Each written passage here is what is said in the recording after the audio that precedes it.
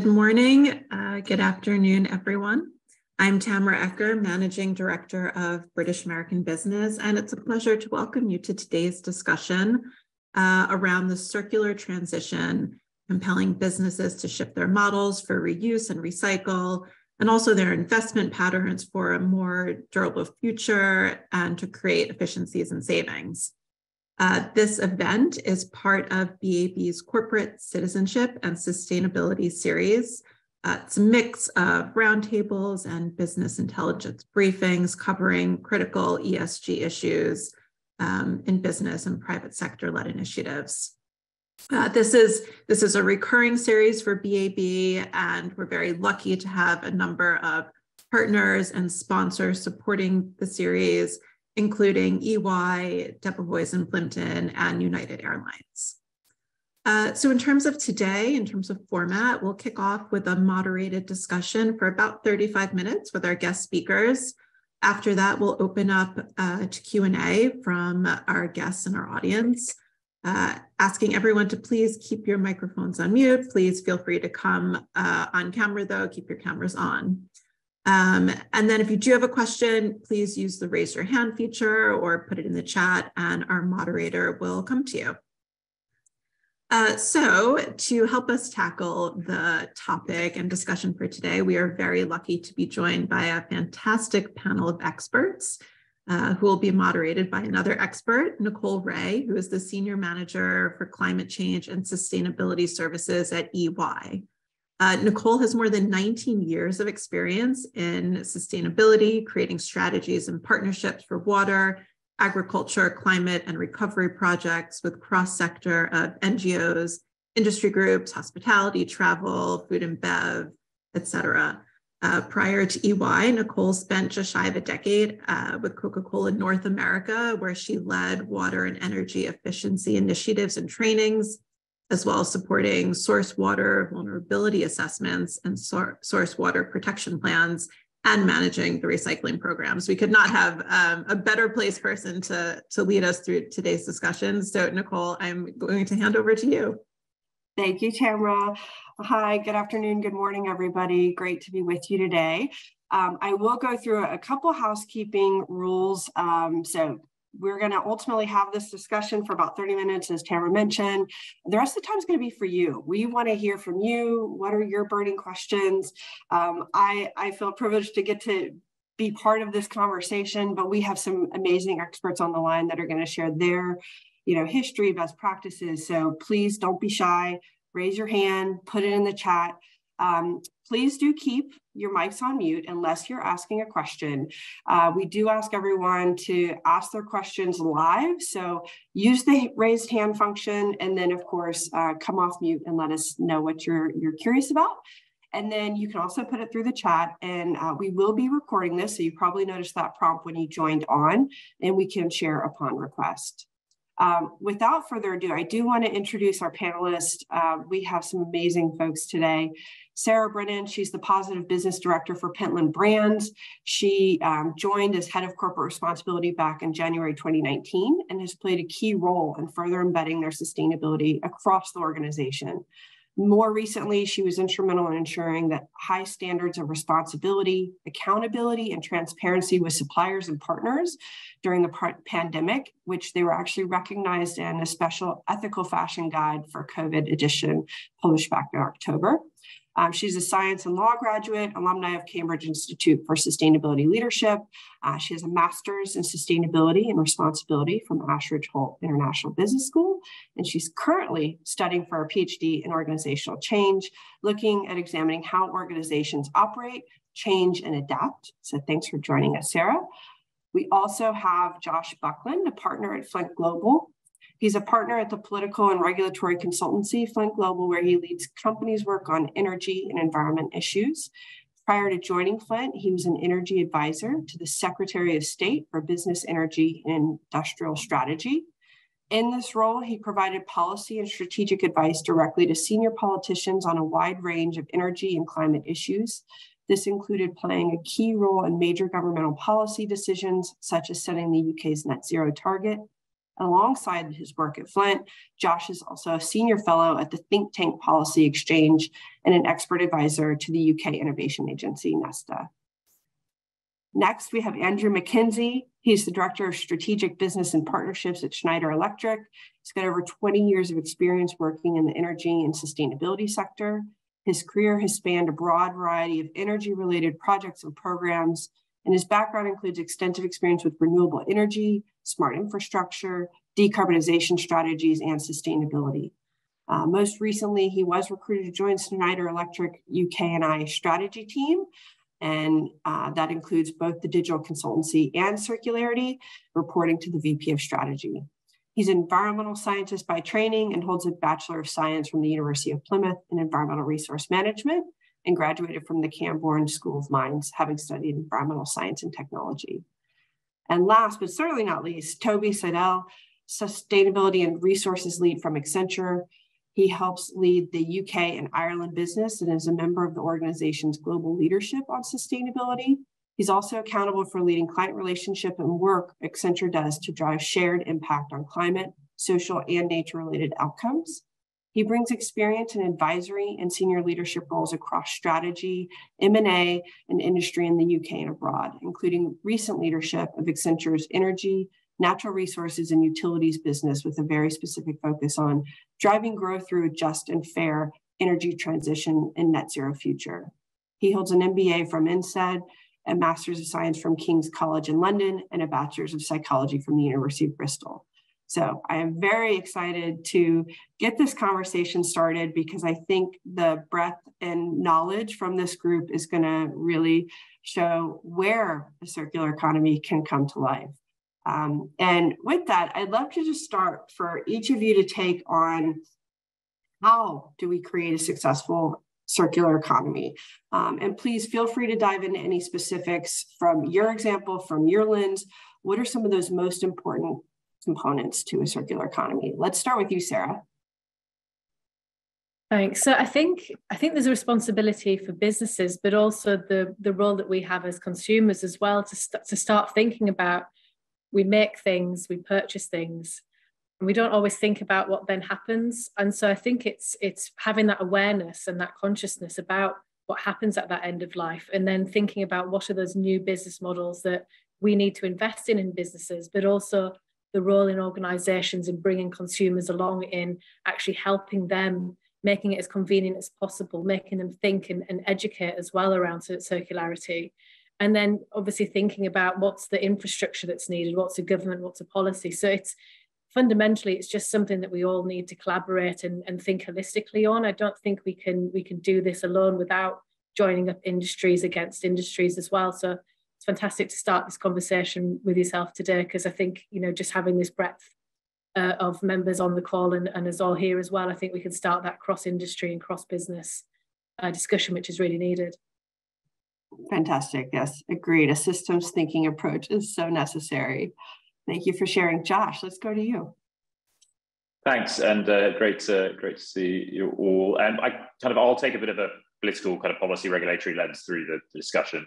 So ignore me for talking about too many politicians. But I think for me, there's three things I'd pull out. I think first, and this is more based on my experience in the political world, is firstly, I think we need to accept that we need to ensure that the external mindset around the circular economy is seen on a similar kind of environmental footing as the climate agenda. The climate agenda gets an enormous amount of focus, but actually the opportunities around the circular economy go beyond that. And actually there's a lot of public polling that's been done in the UK and also elsewhere. And it shows that actually individuals and consumers, as already been mentioned, do care hugely about the opportunities around the circular economy and their role within it, recycling being an obvious example. So I think there's an external presentation of the agenda that needs to be put on an equal footing to the climate agenda.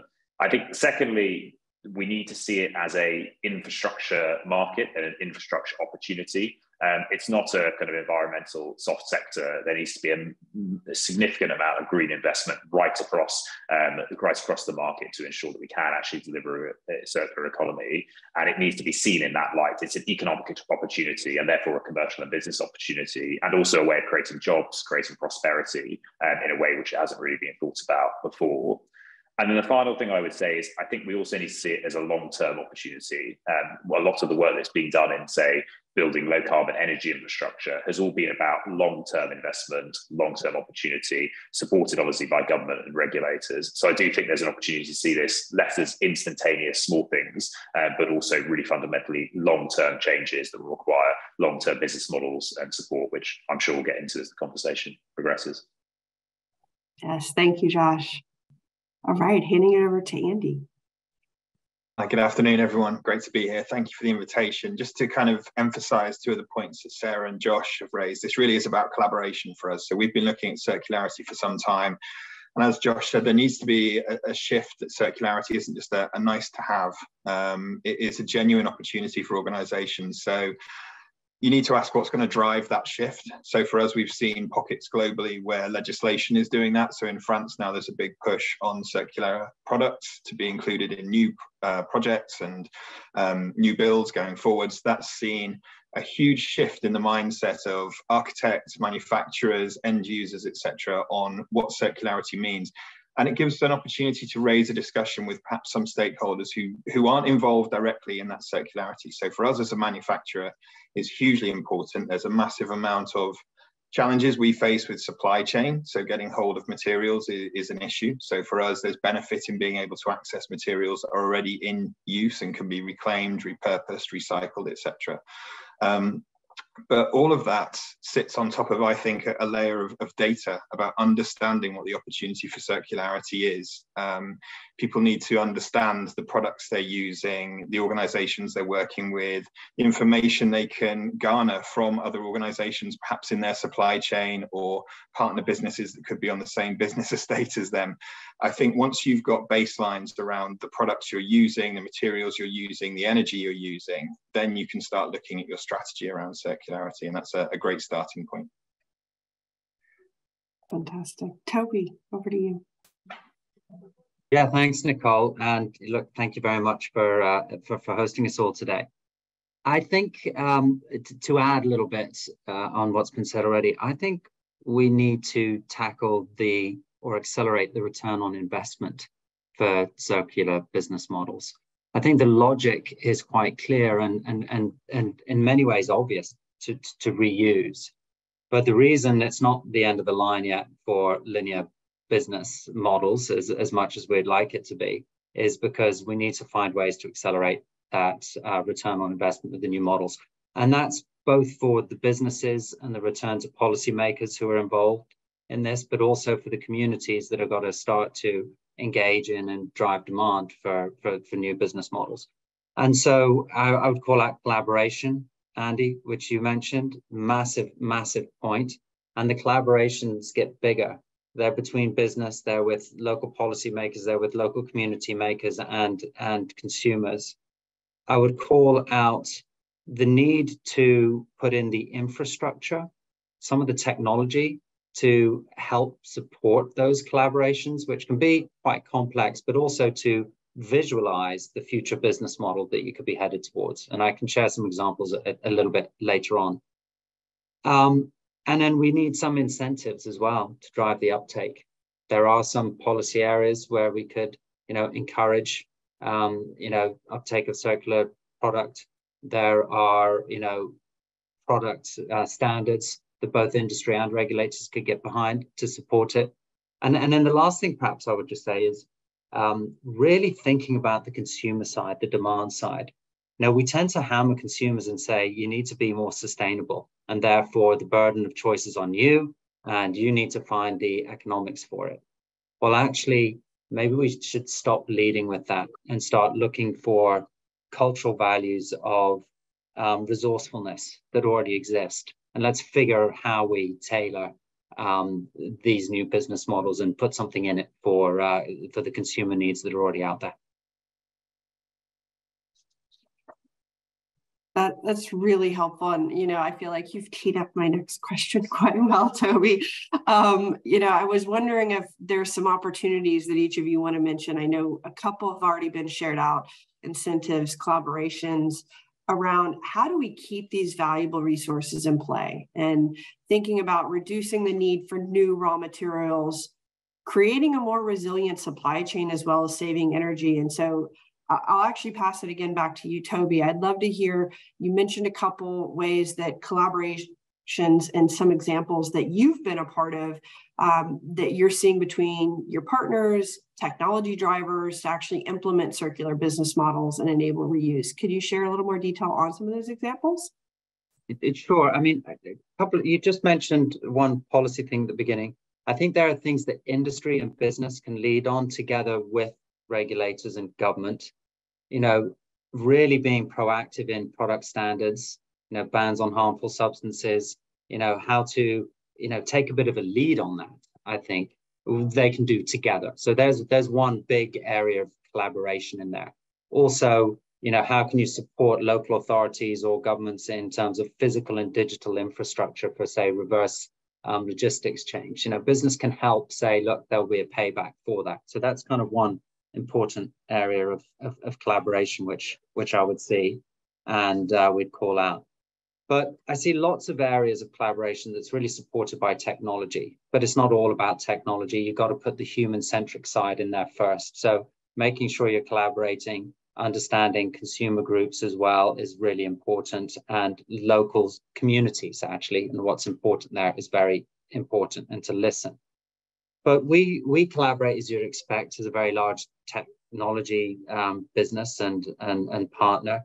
We collaborate with the likes of AWS and the web to do a circulars accelerator every 6 months, where we sponsor startups from different countries. And then we also try to find outlets for them to try and help them scale.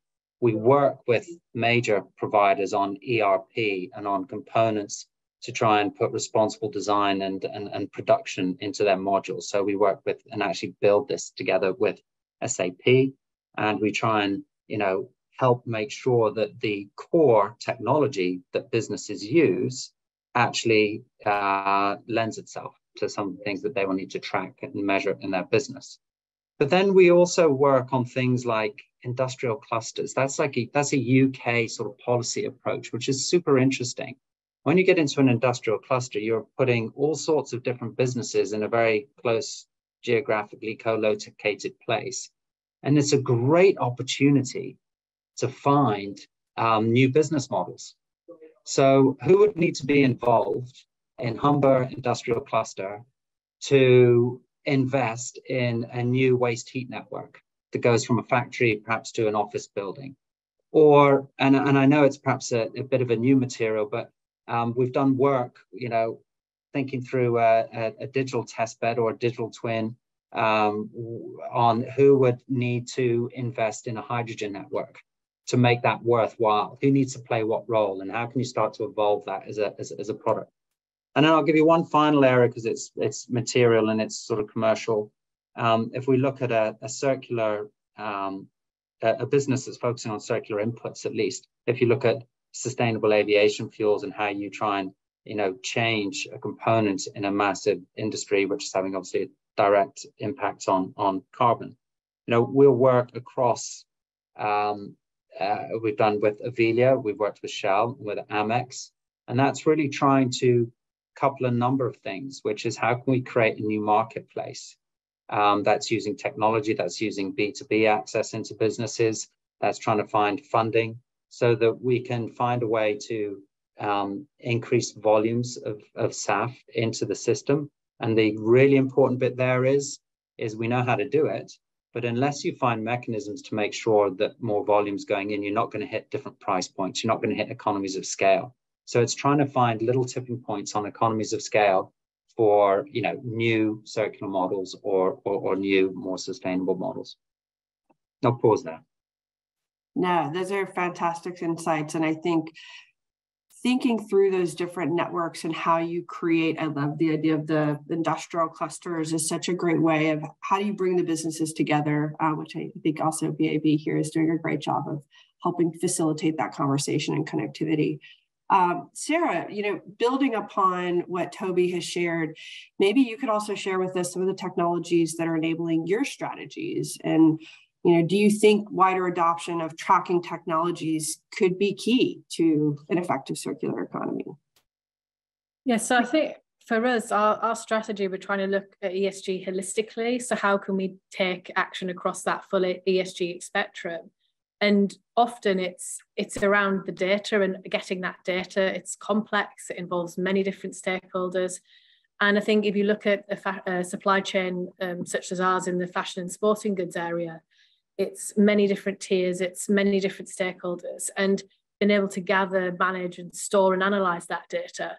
I don't actually think it's possible without tech, being transparent. And so we're actually looking at, firstly, how can we collaborate with other stakeholders in our industry so that we can use industry tools so that whoever's in our supply chain, who might also be in a competitor supply chain, it's tools that they're used to for all of the parties. So it's something that we can do to reduce that fatigue on vendors, everybody wanting to use different tools in different ways, and actually having some standardized approach can really help. So we found that some of the tech we've got through our Sustainable Apparel Coalition membership has been really key in helping us move forward, especially with our supply chain.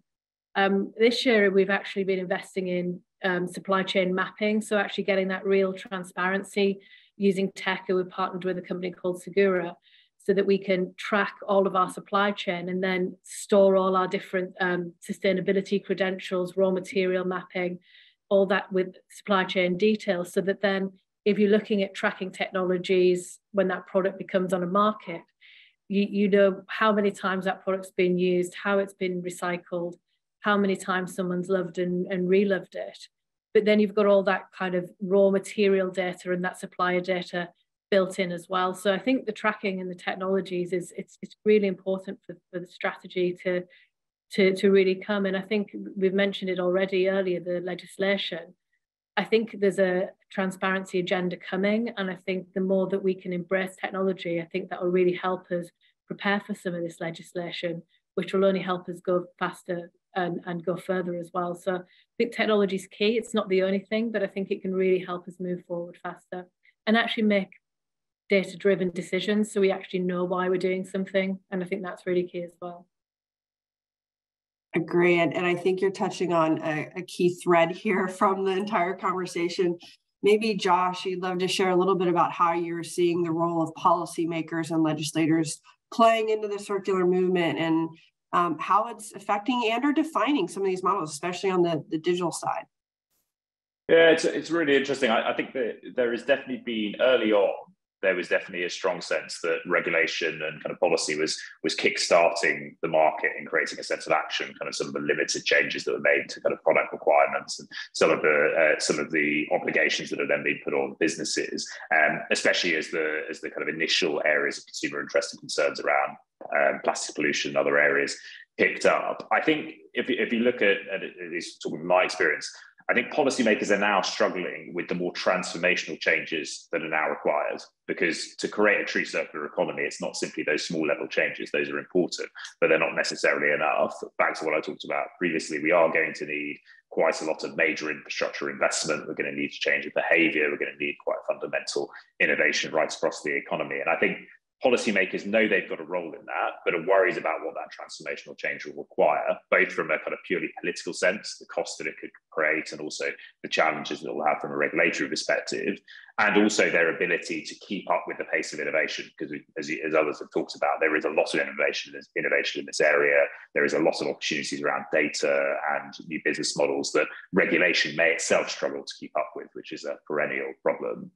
So as we look forward, a couple of things I'd say. I think, firstly, policymakers and legislators need to know and understand that the business models they can create and support will ultimately mobilize significant investment. So whether that's supporting companies with long-dated potential contracts, whether it's offering upfront support to mobilize major investment, whether it's setting out long-dated regulation that can then be thought about. A good example of that is in the car market, where phase-out dates for internal combustion engine vehicles have set a level of innovation across the market that has driven activity. So those are the sort of long-term business model creations that the policymaker world can do. I think there's also a potential role for them in terms of convening wider stakeholders. So if we are going to deliver a genuine circular economy, we're going to need local government, local voices, community groups, and also environmental groups. So we're very close to some of the really academic research that's been done in this area. So government and policymakers have a role in helping business convene with those wider stakeholders to understand what the right approach will be.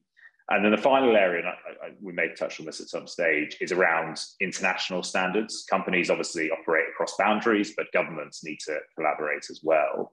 So as we look at the need to avoid environmental dumping, we look at the need to avoid certain countries losing a competitive edge on the result of taking policy at different speed. I do think there is a real significant role for policymakers and governments across shared boundaries. The US, UK is a good example of that, where actually joint international standards, joint agreements, joint research programs can be really powerful. So it's important to think about the role of policymakers and legislators, not just at a domestic capacity, but also on that international frame as well.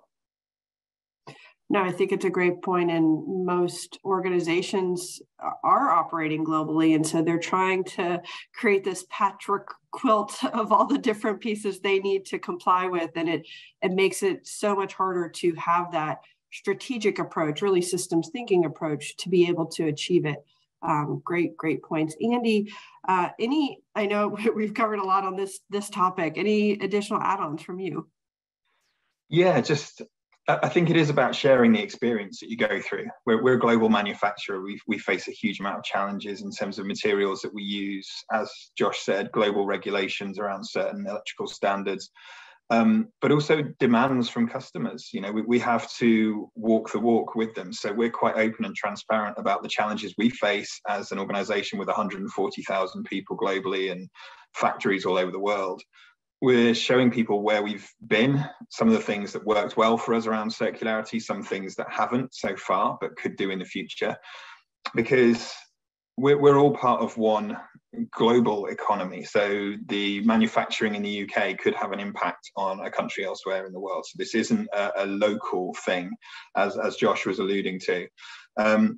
So for us, we're really trying to understand the challenges of our customers. So as Toby mentioned earlier, this isn't about putting the pressure on the customer to buy green. This is about manufacturing the array of products or services that can help them become more circular. So we've taken it upon ourselves to do that. We have our green premium products that we sell to people, where we can answer questions about the carbon intensity of that product. We can speak in depth about the materials used in it as well. And as Josh said, we're using international standards, so REACH, ROHS, etc.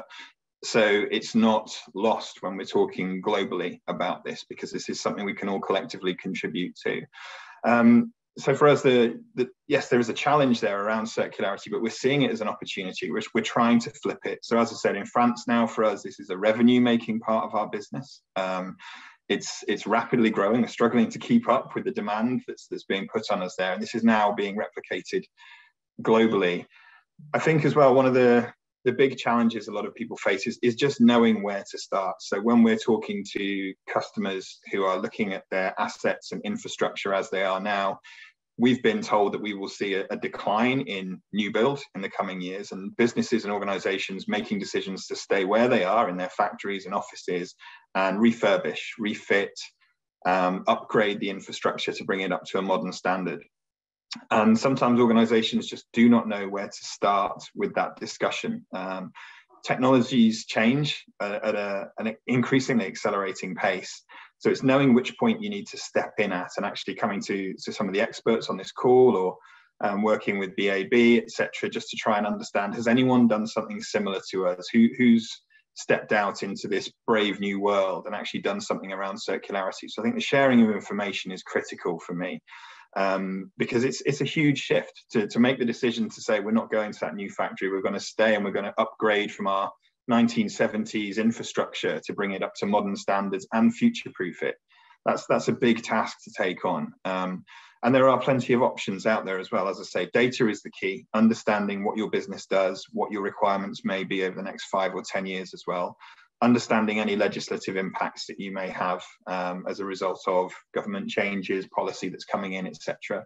Understanding the collaborative opportunities that you have with businesses in your supply chain or in your local network, but also just thinking differently about the various different stakeholders involved. So for us, simple things are about giving visibility, having digital platforms that allow us to see where products are at certain times as well. So we're not over ordering, we're ordering what we need and it's being distributed to the people that need it. So we're not having to put stock just on shelves somewhere and wait for it to be purchased. So I think that visibility for all stakeholders is key, really. There's all sorts of stuff. I don't think an hour is going to be enough for us today, but yeah, I'll draw a line there. Yeah, no, that's perfect, Andy. And I agree. I think it's so challenging if we think about that visibility and transparency and traceability for these systems, especially as you think about different business models. So what I'd like for each of you to share a little bit about is what are some of those effective business models and collaborations that are helping to expand the R strategy. So not just on the recycling side, but thinking about that refurbish, reman, reuse models that are coming into play. And maybe I'll hit it right back to you, Andy, in terms of how are you working with your customers and clients to think about more reusable infrastructure? Okay, yeah, it's a perfect point for some of the issues I've just mentioned about retrofit. So we're finding buildings like hospitals, universities, factories that have aged infrastructure, the equipment isn't in a position where it can be upgraded or digitized to the level that the business needs now. But that doesn't mean that product can't be repurposed for another organization that perhaps doesn't need that level of technology or visibility. So what we're looking at is we're taking back third-party products that, you know, they're not Schneider only. We're trying to make use of whatever is available. So we're taking back third-party assets, looking at models where we could potentially discount the sale of new products into that building, and looking to repurpose, recycle, resell the assets that are stripped from those buildings. So we're looking at, okay, that product isn't fit for purpose in that building now, but it might be brilliant in another position somewhere else in a different organization. And we can extend the life cycle of it for another 10 or 15 years by putting a digital layer on top of it as well, if that's possible. Because I think one of the things we're seeing is the visibility, again, coming back to that point of assets. So we worked previously over the last few decades with PFI hospitals, factories, etc., where energy was still fairly affordable. Energy management was, you know, becoming part of a core conversation, but assets were being left in standby or in hand or put down to go slow and just being left like that, regardless of whether or not they were needed. By adding a digital layer that can assess the performance of certain assets and switch things on and off through automation, you suddenly look at extending the life cycle of assets like water pumps, fans, etc., exponentially. And so if you can extend the life cycle of that product, you don't need to repair it or replace it quite as frequently. So for me, that's the big topic of conversation. It's understanding not just the procurement of a circular product, but how it's going to be used and what we can do to optimize the use of that product once it's in situ as well. So we're working with our customers to understand how we can make that easier for them. That's super helpful. And, you know, maybe I'll pass it over to you, Sarah, to share from your lens on the product side. How are you thinking about redesign and what are the R strategies you're applying to your products? Yeah, so first of all, we try and think about durability as the first stage for making sure our products are really rigorously tested to be as durable as possible. For example, one of our brands, Berghaus, we do so much durability testing, and it's actually showing through some of the data we're getting back from the free repairs model that we have as well. So we offer free repairs on our Berghaus, so consumers can send it back or repair it and get them back out there in the great outdoors rather than having to buy new.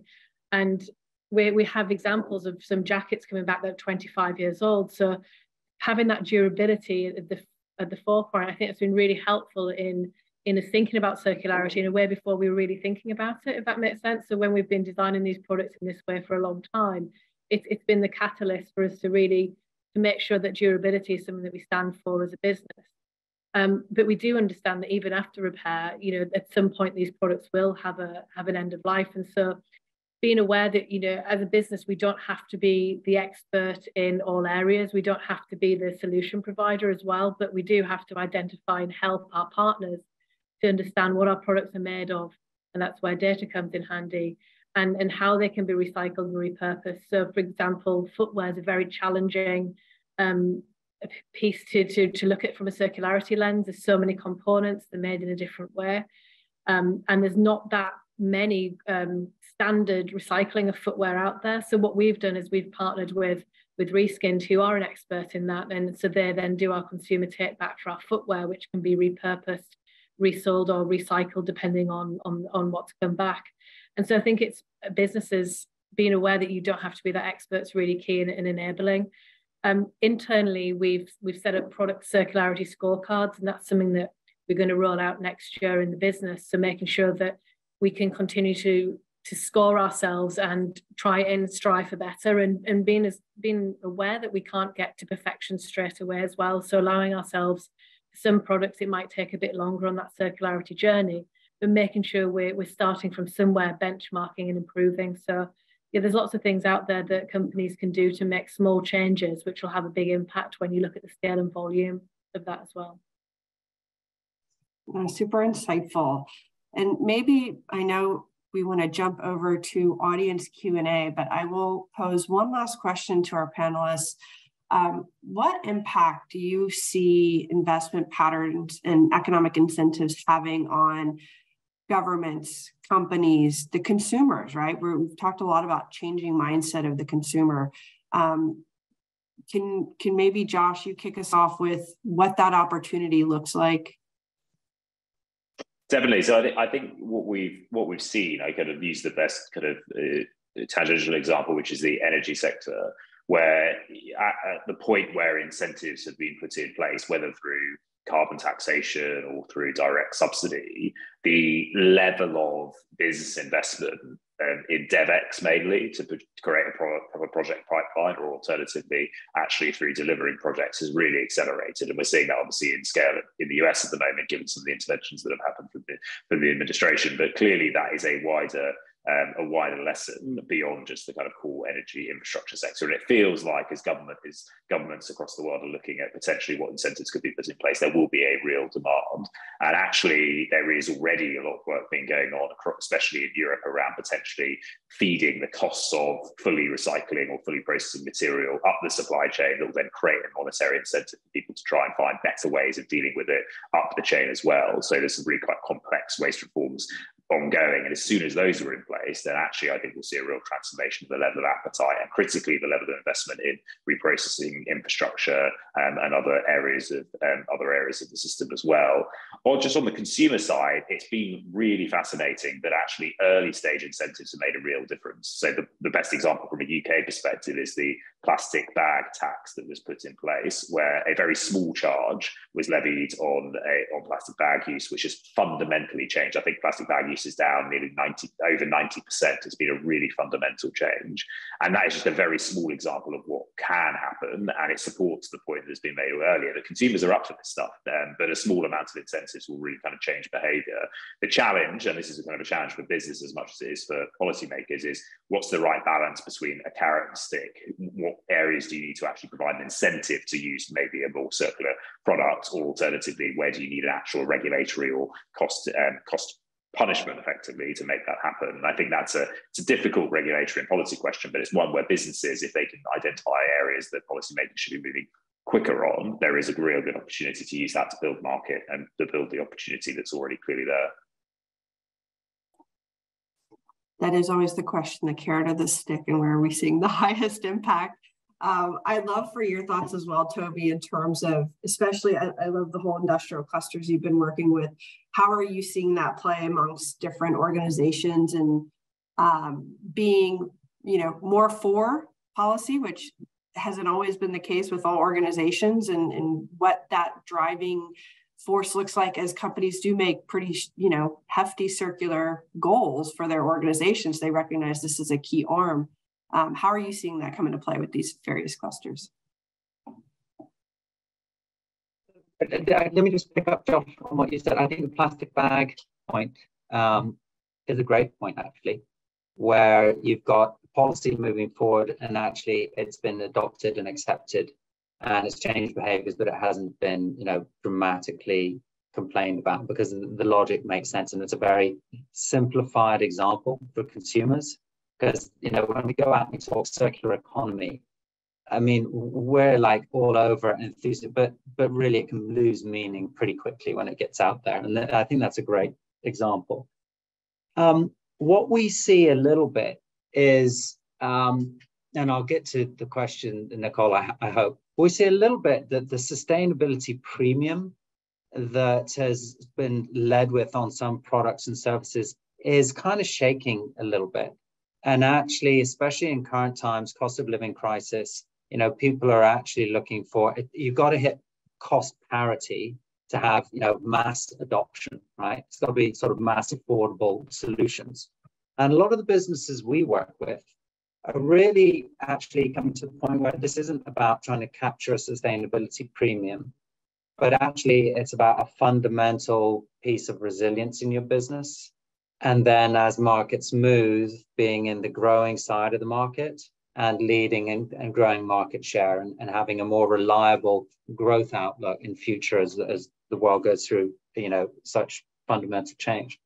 And I think that actually makes it a little bit easier for business to come up alongside a government policy and really work on it, because I think the penny is dropping with a lot of businesses. If we don't think of new business models now, if we're not dealing with physical or transition risk, which is coming, whether we plan on, you know, engaging in nature, you know, destruction and climate change or not, it's coming. If we're not actually planning to deal with those, we're toast. So I see some areas, and come back to the cluster piece, some areas where I think we could still drive and support both policymakers and business. I think we still have rewards and incentives that, you know, set up almost bilateral deals and winning of investment versus another group that are trying to win an investment. And if we could think more about, you know, multi-party teams that get together, let's make every cluster across the country win, and let's make everyone who wants to take part in it win, rather than it being who's going to win a competition and then you get a couple of partners take some value, actually, because the entire country and economy has to win. We can't have winners and losers and net it's all okay. So I think there's a bit of thinking there. And then I think, you know, we're constantly talking about collaborations and back to data, which is a point that both Sarah and Andy have made. I think there's a need, and, you know, businesses like ours, you know, try to play a role here. It's about shared data. And when you're sharing data, there's actually a massive enabler, but also a safeguard you need on trust. And we can't afford for these business models to need checks and audits, and, you know, there's not that much economics in them. But it's got to go without saying that data between parties is shared and trusted, and we can get on with, you know, doing what we need to. And so I think security, trusted, shared data is a really important thing. And the last bit, just because I can't have any conversation without mentioning it. When you look at technology and what it can do to enable it, that is exponential, right? And you just got to be careful of a few things. And the best example is obviously Gen AI at the moment. You've got this, you know, incredible elephant in the room, which is a great illustration of what can be done and how you hit these tipping points.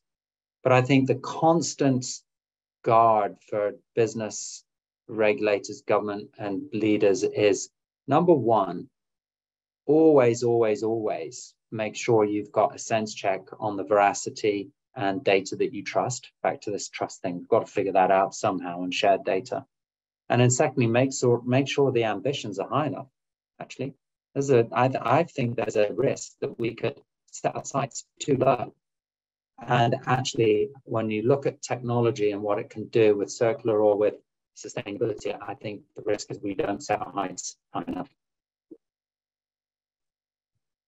Agreed. I think often we think circular economy and people think of recycling, right? And versus that reuse, reman, refurbish. There's a lot of other pieces that come into play before we get to the point of recycling, but that's where the mindset goes. And I know I myself and my broader team always say, let's pretend the word waste doesn't exist, right? There are no wastes. If we create a circular economy, everything is a feedstock to something else. And I think that's a really great push for everybody on this call, Toby, in terms of let's think bigger, not too small. Any other thoughts from Sarah or Andy on the investment and economic opportunities to create circular economy? Just a quick point from me, Sarah, if you don't mind.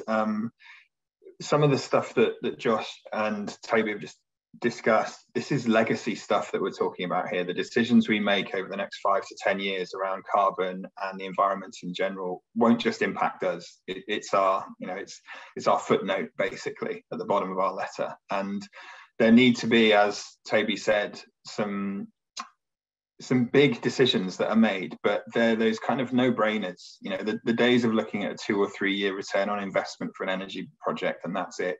Those days have gone. We've seen the market shifting now. People are thinking longer term, 10 or 15 years. What is the impact of my organization?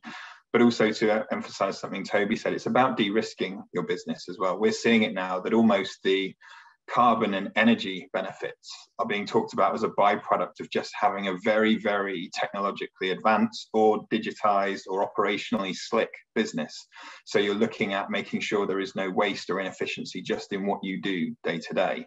And that's a big conversation starter for us. It's typically where most of our conversations head. People aren't talking about sustainability, as you said, about the bin by the photocopier that you put your paper into if you haven't quite printed something properly. They're talking holistically. They're talking about the impact of their organization. They're talking about resiliency from the grid. It's a big topic. And I think that some of the stuff we've discussed today will hopefully provide some starting points for some of the people on this call and within the BAB network as well. Any final thoughts from you, Sarah, before we turn it to our audience? Just taking a step back, I think there's also different ways of doing business that I think really support the circularity agenda, even if they don't specifically speak to circularity. So, for example, looking at movements like the B Corp movement, where making the planet an actual legal stakeholder and amending your articles of association to do so. So I think we've gone through that process with one of our brands and it's become a certified B Corp, and going through that where we actually look at and take the board of directors through what that means having planet as a shareholder. I think that was a really useful exercise for us, and I think it can just be something to think about from business models to going forward, and also legislation such as the Better Business Act. I think there's things out there that are looking at the spirit and the culture of how we do business, which I think will really support the technological side of circularity as well. Thank you for sharing that. All right, now audience, over to you. I know we put it in the chat. Feel free to chat, but also raise your hand. You've got 4 incredible experts here at your fingertips, willing to answer any questions. Well, maybe not any, but any around circular economy and making that a reality. Anyone brave enough to come off mute and ask? Otherwise, I'm happy to keep peppering questions myself. All right, Jonathan Firth. Oh, you're still on mute. Sorry, to the wrong one off. I suppose my question is, I understand about looking to be ambitious and doing the big ticket items and that sort of side, but sometimes I think things get stopped by aiming at the very hardest decisions in these areas and the biggest areas and all the other drivers around that. I suppose for those of you who are advising companies or those in a company already, where would you say for people to start? What's the easiest stuff to get going, to get people used to it and get decisions actually being made around this area?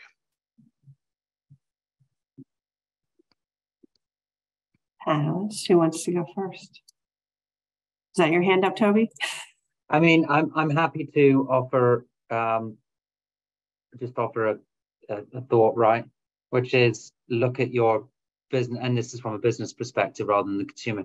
Just look at the BAU, look down your P&L. A lot of time where there's lots of activity and cost, there's either an input or a waste, and typically that's some sort of linear piece. But just look for it and see where you can make a few little, I won't say token, maybe more iconic points. Maybe it's the way you look at e-waste from computers.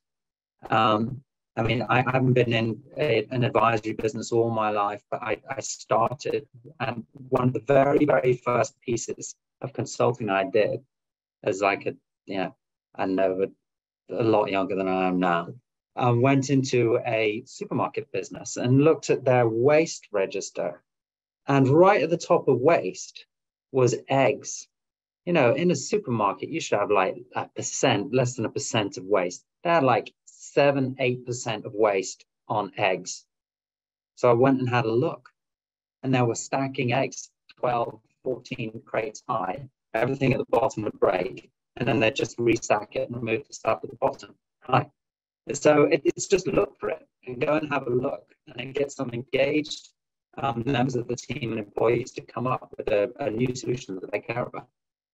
And I think that kind of feeds it into culture a little bit. So that's a deliberately small example. But yeah, don't bore the ocean, but do make a point that culturally, where there's activity, you can look at it. If you actually get off and go and look for it, you can find cases that start to build it.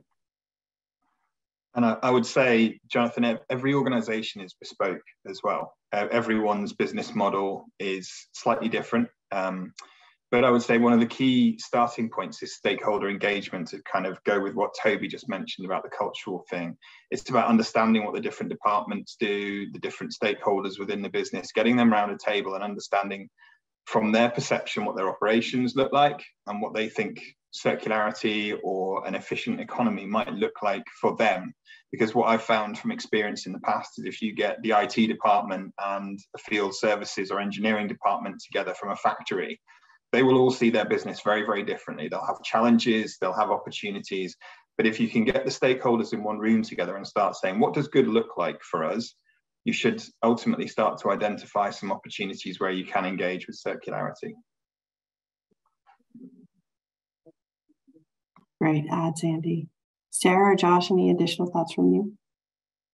I think for us, we find success where we test and learn. So we test, learn before we roll out to full scale, and there's no starting small can actually be really empowering. I think as well, in the world of sustainability and circularity, the language can be very challenging. And so just really listening to people who do their job really well, they'll know where the areas, to Andy's point, where the areas to improve are, where to drive out waste, but do it in a way where the language is inclusive so that people aren't scared of sustainability and circularity. Because I think in some ways it can be its own worst enemy and hindrance in going forward, in that we can exclude as well through the language we use sometimes.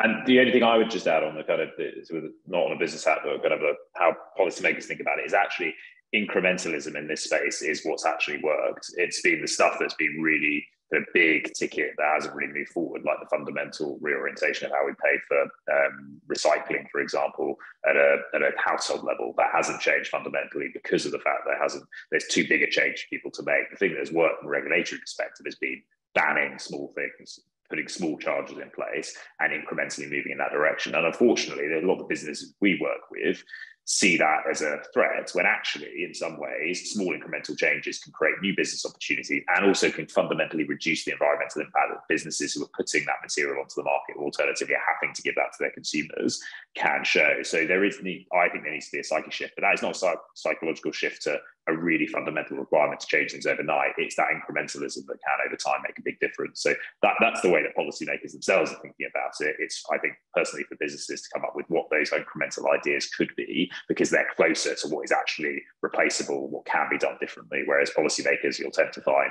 don't have direct commercial experience or aren't in the areas of the businesses who understand actually what can be done. Agree. It is such a critical piece to at least take the incremental steps for now. And I think the policymakers are leveraging that and really starting to create some change. Any final questions? One last question.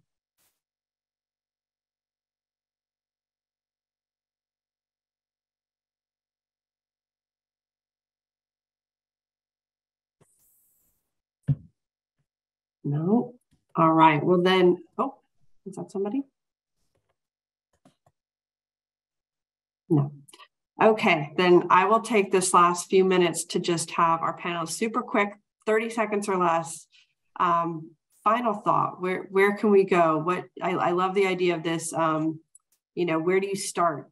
So whether it's an action you want to drive with all the stakeholders on the call today, or a final thought in terms of what you're looking forward to create a circular economy. Sarah, let's start with you. I think let's just keep the conversation going. I think more that we can do cross industry as well. I think that's where we'll really realize some of the changes that are needed, because I think sometimes we're still looking too small or in too niche areas. And I think it's only when we really cross collaborate and then look at the larger scale and the larger opportunities, I think that's where. So yeah, let's keep the conversation going. Andy, over to you. Yeah, just exactly what Sarah said. It's that no regrets conversation that you have within the business. You might regret it if you don't do it in 2 or 3 years' time. And I would just give 2 bits of advice. Be brave. Speak to organizations, hold your hands up and say, we're starting out on this journey. Where do we start? But also be kind to yourselves as organizations. You don't always get things right straight away. One of my old bosses used to say, you're either right or you're learning. There are no such things as mistakes. So share your learning with other organizations. And I think that's the way forward. Fantastic. Josh. Yeah, it's similar. I think it's don't be afraid to showcase, because I'm slightly worried, and we talked about this, that there is a bit of kind of ESG shaming going on at the moment. People are afraid, companies are afraid of being burned from saying stuff and being accused of greenwashing. So I do think it is be brave externally and showcase what you are doing, because that's interesting to other companies. It's also really interesting to policymakers and others. So even if it is an incremental small step, don't be afraid to showcase that, because if we stop doing that, we'll stop the collaboration and convening that's required to make the more difficult things happen down the line. So I kind of just reiterate that point. Thank you. I agree. Toby. I think it might be similar, but I'll say 2 things. One is we really need to continue to focus on the communities they're going to have to change to make sure it makes sense to them. So whether they're consumers or workers or socioeconomic communities, and keeping that ear and understanding out is super important. And we need to make it fit the pressures of life that exist already, not tell people that they have to become enlightened. But the second thing is we're in the foothills still. So for business, this isn't about market share yet. It's about shared impact. So collaborate, be brave, as everyone has said. Make sure you're working together genuinely to come up with new business models. And then there'll be plenty of growth on the other side. But shared impact over market share right now, and let's create some new business models. Perfect. Well, thank you all. I can't say enough how much I enjoyed this conversation. Thank you to the British American business for really bringing together this conversation about transformation to a circular economy. A huge thank you to our panelists, Sarah, Josh, Andy, and Toby. Really appreciate you sharing your wisdom, your experiences, as well as how do we get started. And last but certainly not least, thanks to our sponsors, De Beauvois and Plimpton, United Airlines, and EY. Happy to be representing them today. And last but not least, all of you on the call for taking the time. We will be sharing the recording, so please, hopefully you'll join us again and reach out if you have any final questions for us. Thanks, everyone. Have a wonderful day. Thank you very much.